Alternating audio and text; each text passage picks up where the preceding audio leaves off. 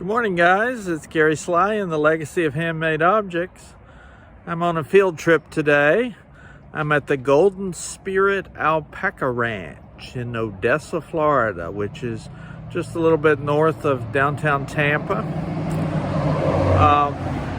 I'm at the entrance now, and I'm going to take a little walk around, but I wanted to just kind of establish the shot and let you know where I'm going.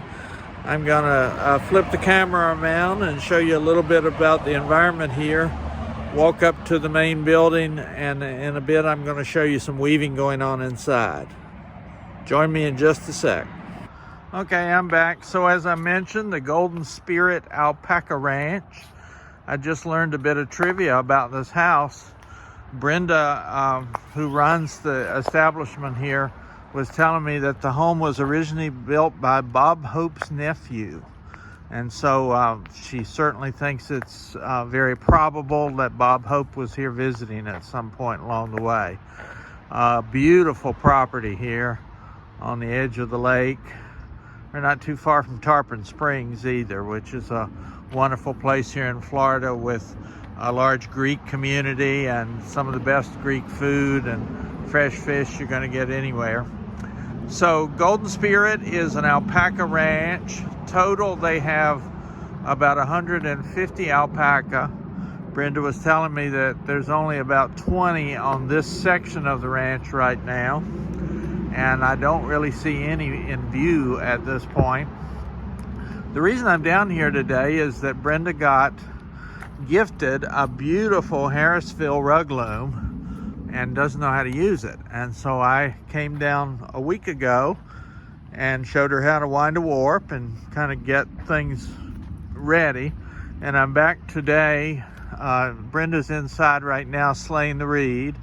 And I was talking to her and making it hard for her to keep track of her threads. And so I decided to come out and film a little bit. And then I'll go back in and show you the shop, and also show you what she's working on with her big, beautiful loom.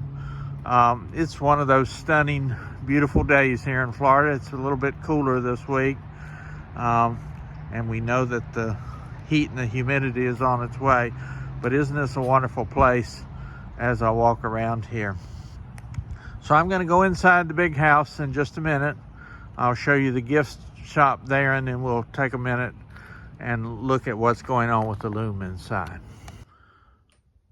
So I'm back again. I'm in the gift shop now at the Golden Spirit Alpaca Ranch. I just love all the various things we're taking a look at here. Obviously, because they have a lot of alpaca, they have things made out of alpaca wool. They shear the alpaca. I think I'm going to come back down in May and be here one of the days when they're shearing the alpaca, so we can take a look at some of that. It's just a wonderful place to come and learn about these beautiful animals if you get a chance. Brenda does have tours, and there are ways that you can come and take a look at what they've got going on here. Look at the beautiful rugs. I'm just kind of walking around in the gift shop a bit just to give you a sense of what things look like. As I said, I'm going to head over into the other room though, where Brenda and a friend are working on the big Harrisville loom, and she's been trying to keep her attention focused on slaying the reed. For those of you who are not weavers, just a very quick bit of information about what she's doing before I go in there. When you're getting ready to weave, you of course have to wind a warp, which means you bake into the threads that you're going to put on the loom an X, which will help keep the threads hold together in your weave. So she wound a warp last time I was here, and today she's going to be setting up the loom and getting ready to start. So here's the beautiful Harrisville rug loom. And you guys don't hesitate to keep talking and doing whatever you're doing while I'm wandering around. We're winding a ball of yarn there, getting some weft ready. So this beautiful vivid blue is our warp threads. And Brenda spent the last Monday that I was here winding the warp and getting it ready.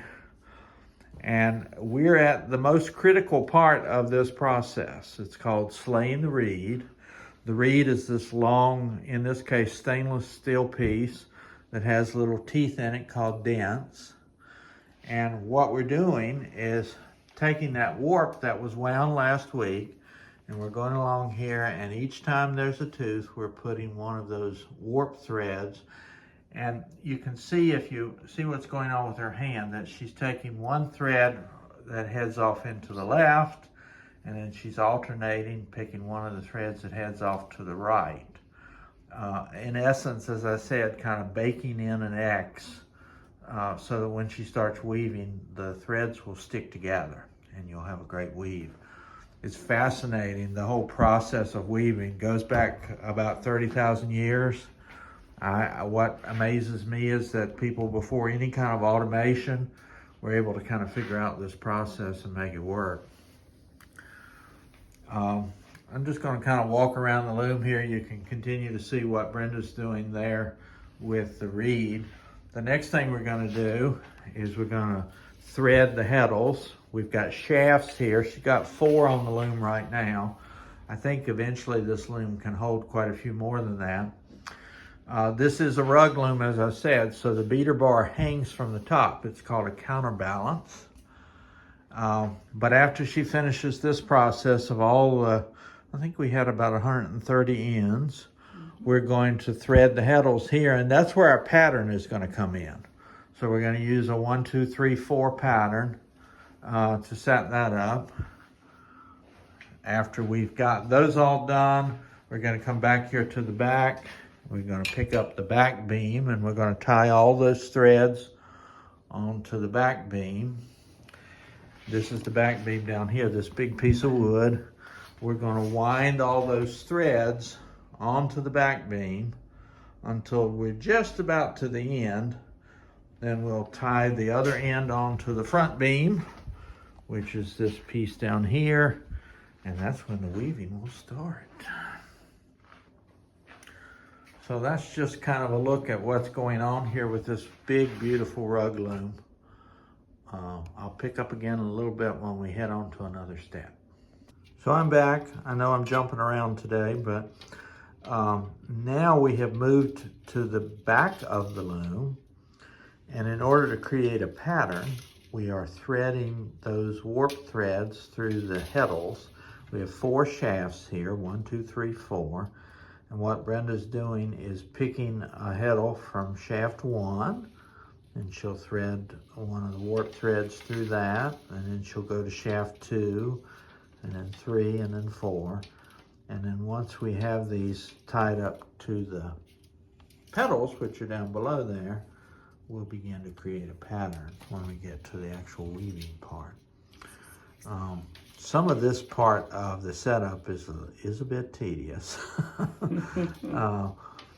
For me, the first time weaver, it usually takes from winding the warp to actually starting to the weaving about 6 hours.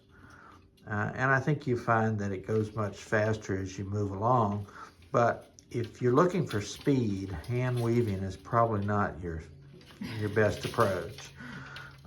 Because I think even the best weavers probably takes them a couple hours to dress their loom each time. But if you put a nice long warp on here, you can be weaving for a long time without having to redo this.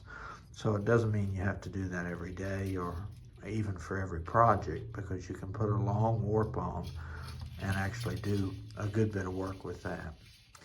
Okay, I'm going to stop again for now. Well, hey there. I know this has been a disjointed episode, but it's a very exciting day.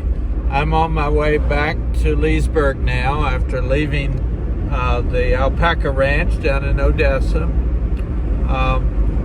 It got very exciting towards the end there, and we had to make a lot of adjustments on the loom and do all kinds of figuring out. So I'm sorry I didn't do more filming towards the end, but Brenda got her loom all dressed and actually started doing some weaving before I left, which is the point of the whole thing. And so hopefully she'll send me some pictures of some of her weaving projects, and I'll share those with you as time goes along. It's just a lot of fun to share the knowledge and have some fun watching the excitement of somebody who's figured out their loom and learned to weave for the first time. So that's going to finish up my episode for today. I do want to give you a little bit of a preview, though. At the end of the tape today, I'm going to show you a film of some beautiful whooping cranes. When I was in the 6th grade, I'm just watching to make sure I don't miss my turn here. When I was in the 6th grade, I did a report on whooping cranes. And of course, I grew up in the mountains of Virginia, as you know. And the whooping cranes were a severely endangered species at that time. There were only 21 of them still living back in those years when I was in the 6th grade. And I just thought that was fascinating and tragic and everything all together. And I've always wanted to see a whooping crane since that time. They have done a lot of work to try to save the whooping cranes, and from what we know now, there are about 800 of them instead of the 21 that there were many years ago. But they're still very rare, and it's hard to see them. And I was visiting someone this weekend, and lo and behold, 3 whooping cranes landed in the yard outside the door, and there we were, and I could see them. So it's to remind you to help take care of this beautiful planet that we live on and help take care of the beautiful creatures that surround us. Just take a look at the wonderful, graceful whooping cranes in the little video at the end of today's session.